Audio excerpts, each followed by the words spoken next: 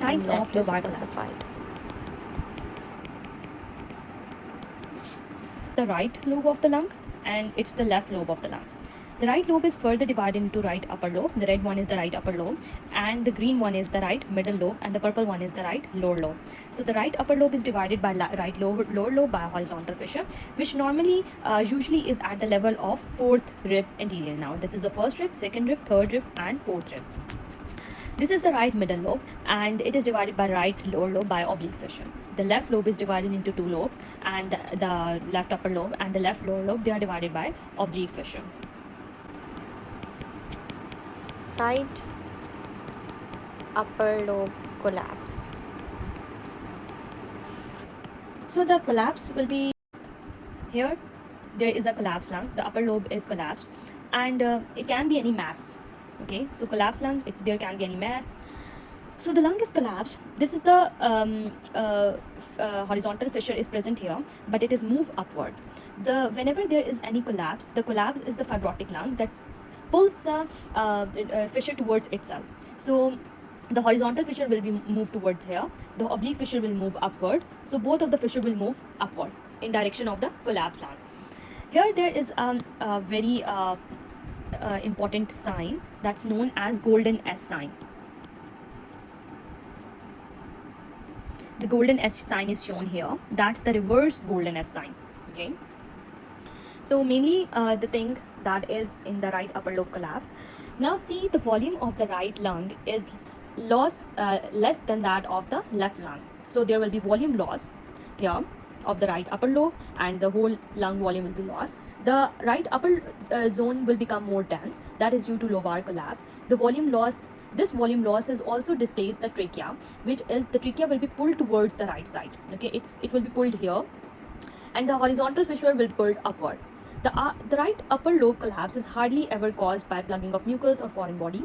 The presence of right upper lobe collapse in an adult is immediately therefore raise the suspicion of underlying there is any malignant process that is going on that can include the right main bronchus. So the right upper half of the oblique fissure will also move anteriorly. The two fissures will then concave, fissure will become concave superiorly. So in severe collapse, the lobe may be, when there will be severe collapse, the lobe may, can be flattened. That is flattened against the superior mediastinum. Okay? It can obscure the hilum. The hilum will be pushed toward upward. We can see the difference between the hilum. It's more upward. So the hilum will be pushed towards the upward. It is elevated. The lower pole of the hilum will be prominent. There will be deviation of the trachea towards the right side, and there will be compensatory hyperinflation of the right middle and the lower lobe. So this is the right upper lobe collapse. Next, we will discuss the right middle lobe collapse.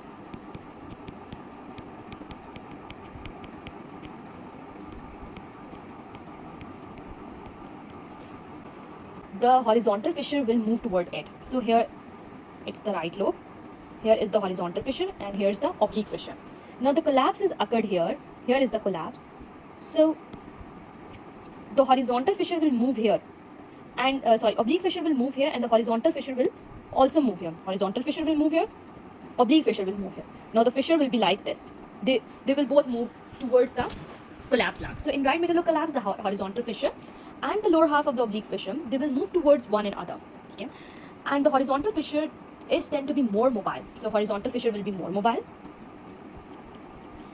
and it will show greater displacement. So there will be a greater displacement of horizontal fissure. Like here, the horizontal, here is the collapse, lower middle lobe collapse. The horizontal fissure will move here, and the oblique fissure will also move here. Both the fissure will move here. Okay, there will be greater displacement of horizontal fissure. So the signs of the right middle lobe collapse, they are subtle on frontal projection, since the horizontal fissure may not be visible, and increased opacity does not become apparent until collapse is almost complete. So opacity will visualize until there will be a complete collapse. So there will be, it's near the heart border, so we cannot see the heart border here. The heart border, right heart border is not visualized, so the right heart border will be obscure, and there may be the lordotic curvature AB projection will bring the displaced fissure into the line of X-ray beam and may elegantly demonstrate right middle lobe collapse. Since the volume of this lobe is relatively small, indirect signs of volume loss are rarely present. So in right middle lobe, we will see two things. Number one, displacement of fissure, triangular opacity,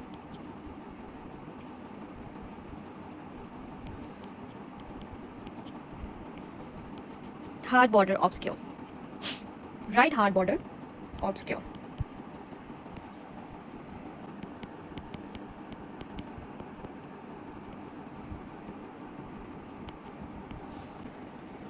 So here is the picture of right lower lobe collapse. Here, right lower lobe is collapsed. So when there will be a right lower lobe collapse, what will happen? The same formula. The horizontal fissure and the oblique fissure. Here is the collapse. They will move towards this size. There will be more displacement of, again, the horizontal fissure. This can cause the depression of the horizontal fissure that may be apparent on frontal projection. There will be an increased opacity of collapsed lower lobe. So there will be increased opacity.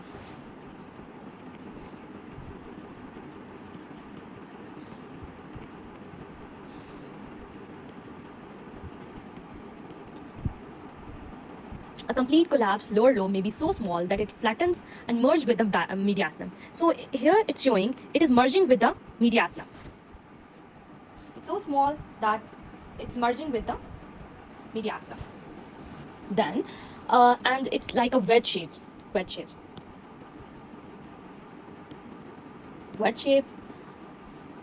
On the left, this thin shadow may be obscured by the heart. So there will be a shadow that is obscuring, the heart is obscuring, and penetrated view with the grid may be required for its visualization. If there is a complete left lower lobe collapse and there is a still doubt, a right oblique film may demonstrate the wedge of the tissue between the supine and the diaphragm. So the mediastinal structure and the part of the diaphragm adjacent to the non-ideated lung lobe will be obscure.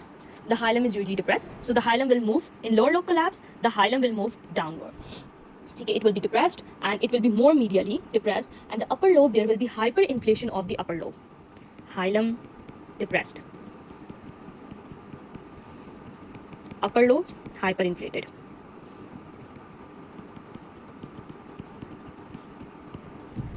But diaphragmatic, there will be no diaphragmatic elevation because it's in the lower lobe. And the mediastinum will pull towards the affected side, towards the right side.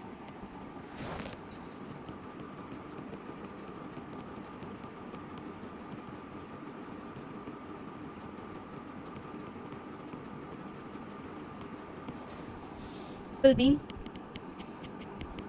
left upper lobe collapse. When there is left upper lobe collapse, so there are some things to be noted. Number one, the trachea will be deviated towards the right side. In left upper lobe collapse, what will happen? Now, this is the lung, and here is the collapsed present. Now, when collapse will occur, the trachea will pull towards the right side. Number one, left side, trachea, left side, pulled. Trachea will pull towards the left side. We cannot see the right heart border, so the right heart border will not be visualized. There will be mediastinal shift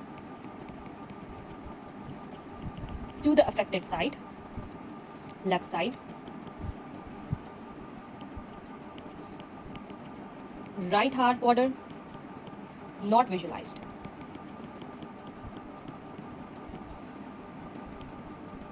There will be a volume loss of left hemithorax.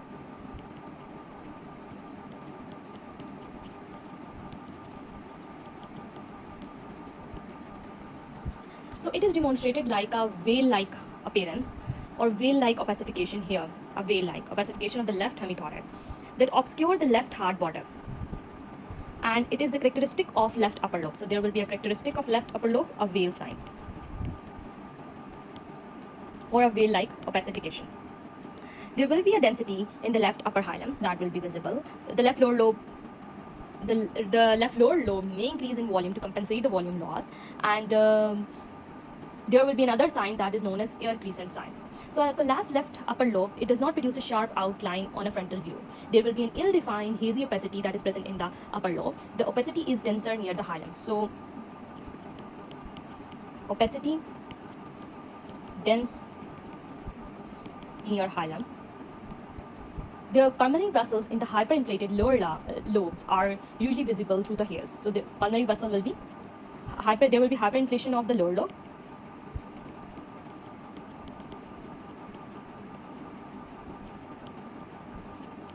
pulmonary vessels visible in lower lobe. The aortic knuckle will be obscured.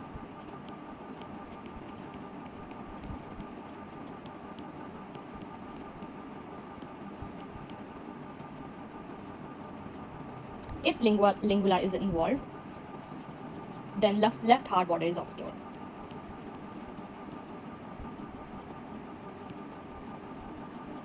The hilum will be elevated.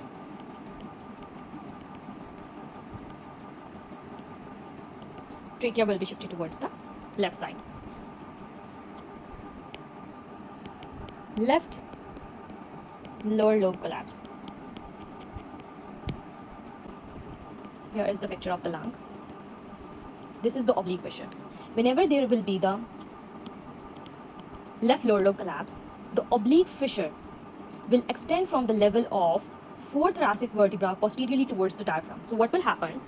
In left side, the oblique fissure is present at the level of fourth thoracic rib posteriorly. So now what will happen? It will move towards the diaphragm because the collapse is present below, and then it will be close to the sternum anteriorly. The position of these fissure on the lateral projection is the best index of the lower lobe volume. So the lower lobe volume is best to be seen on the left image, left projection. When the lower lobe collapse, its oblique fissure will move posteriorly, but the oblique fissure will maintain its shape, its normal slope. And in addition to the posterior movement, the collapsing lower lobe will cause a medial displacement. So oblique fissure will move medially, medial displacement of the oblique fissure, which is then seen on the frontal projection. Then we can see the oblique fissure on the frontal projection. So today was the topic related to this, and I hope you understand this. Thank you.